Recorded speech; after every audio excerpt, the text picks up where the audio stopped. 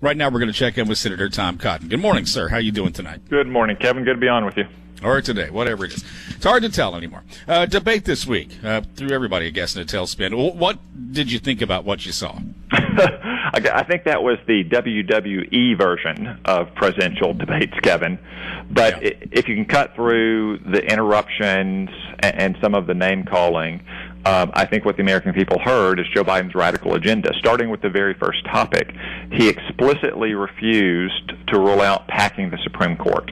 That can only be because he wants to pack the court. And a packed Supreme Court means that the liberals are going to take away your guns. They're going to encroach on your right to worship God as you see fit. They're going to force your tax dollars to go to support abortion up to the moment of birth and maybe beyond. They're going to take away your property and give it away to rich multinational corporations. And then there's all the other things that Joe Biden said, that he's going to raise your taxes, that he does, in fact, support the Green New Deal. So if you put aside the theatrics of it, you see why Joe Biden has said his administration would be the most liberal in American history, and I don't think that's what our Kansans are looking for. There was the idea of the radical groups, too. The president saying that Joe Biden needs to denounce Antifa. Meanwhile, the president did not denounce white supremacy. Joe Biden didn't do anything with Antifa either. But specifically, the president calling out the Proud Boys. What about that situation? Well, no, Kevin, he did denounce them. Chris Wallace asked that question in bad faith. I mean, it's kind of like saying, when did you stop beating your wife? The president made the point, though, that it's not right-wing mobs that are in the streets. I mean, it's Joe Biden supporters in the streets of Seattle and Portland and Chicago who are throwing concrete chunks and bricks through windows and setting fire to stores and spitting in police officers' faces and blinding their eyes with lasers. Joe Biden refused in that debate to denounce Antifa. He said it didn't even exist. It's just an idea, just like he's refused to denounce them all along because they are Joe Biden supporters. It's just another example of how radical Joe Biden and Kamala Harris will be in office.